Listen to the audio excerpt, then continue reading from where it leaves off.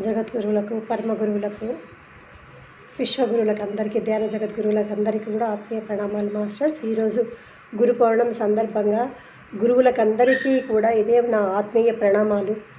ఎక్కడున్న గురువులకు, అందరి దగ్గర నేర్చుకున్న జ్ఞానాన్ని తెలుసుకున్న గురువులకు అందరికీ కూడా, ఫిజికల్ గురువులకు, హాస్టల్ గురువులకు, ఇన్నర్ గురువులకు అందరికీ కూడా ఆత్మీయ ప్రణామాలు తెలుపుకుంటూ ఈరోజు గురు పౌర్ణమి సందర్భంగా మానస బోధ నిన్న 4 చదివాను మాస్టర్స్.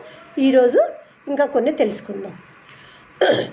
రామ రామాయణుచు నిరతంబు మదిలోన స్మరణ చేయుమువో ఈ మనసా, పరమ పావనమైన దైవనామము చేత పాపమంతయు తొలగు మనసా.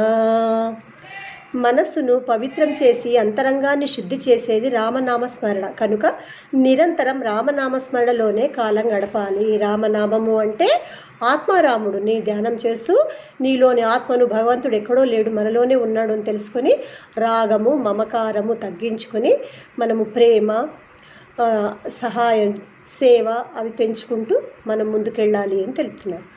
కోట్లకిని పడగెత్తి కొండంత ధనమును కూడబెట్టిన నేమి మనసా, దాన ధర్మము లేక దాచిన సొమ్మంత పరుల పాలైపోవు మనసా.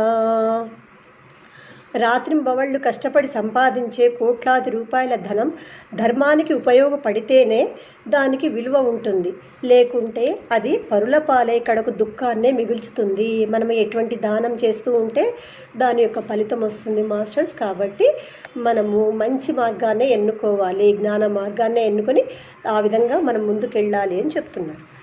జగతిలో నున్నట్టి దేహంబులన్నీయు నీ యొక్క రూపాలే మనసా, సత్యంబు తెలుసుకొని ప్రాణులన్నిటి ఎడల దయగలిగియుండుము మనసా.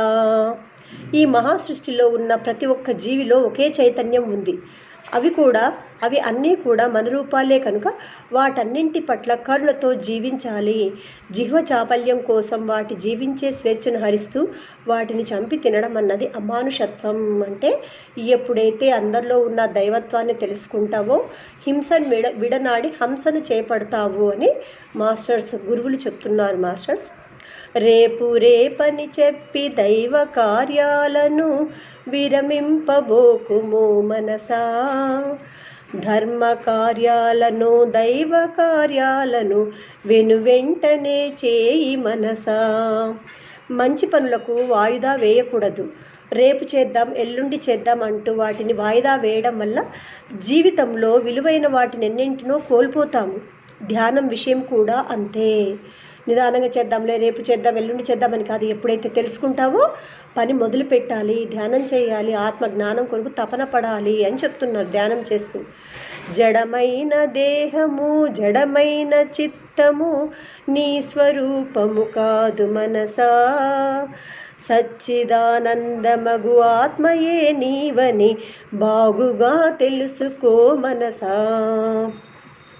నీవు కేవలం జడమైన శరీరం కాదు, నీవు కేవలం చంచలమైన మనస్సువి కాదు, నువ్వు సచ్చిదానంద స్వరూపుడైన ఆత్మవు. అందుకనే అందరు గురువులు ఏం చెప్తున్నారు, మానవుడు సచ్చిదానంద స్వరూపుడు. సత్ చిత్ ఆనందము అంటే సత్యమైనప్పుడు, సత్యమైనది ఎల్లప్పుడూ శాశ్వతంగా ఉంటుంది.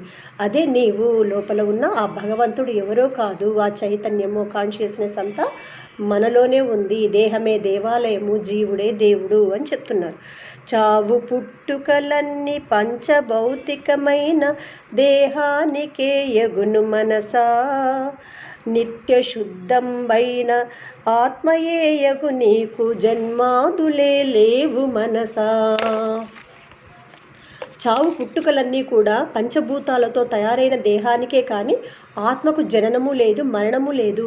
ఆత్మ శాశ్వతమైనది. అంటే జననము మరణము ఈ శరీరానికే, ఈ దేహానికే కానీ ఆత్మకు లేదు. ఈ ఆత్మ అన్నింటికంటే అతీతమైనది, 24 తత్వాలకు అతీతమైనది. 25వ తత్వమే ఆత్మతత్వము. ఆ 25 నేను అంటే ఆత్మను, భగవంతుడిని. ఎక్కడో ఉన్న భగవంతుడు మనలో కూడా ఉన్నాడు.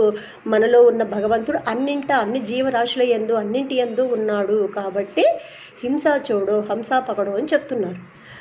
కనుపించున్నది ఎంత కాలగర్భమునందు నాశంబునొందును మనసా. నాశమేమియులేని బ్రహ్మమే నీవని త్వరితముగా తెలుసుకో మనసా. మామూలుగా కంటికి కనిపించేవన్నీ కూడా ఏదో ఒక నాటికి నశించి కాలగర్భంలో కలిసిపోయేవే.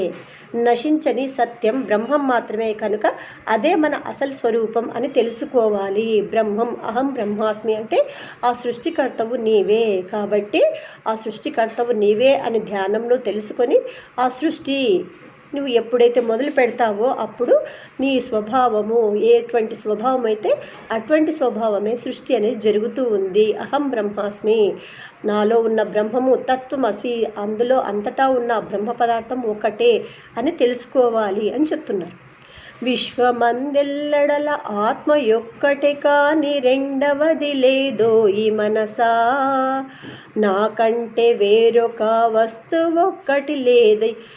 వస్తువొక్కటి లేదని తెలిసి ధైర్యము నొందు మనసా.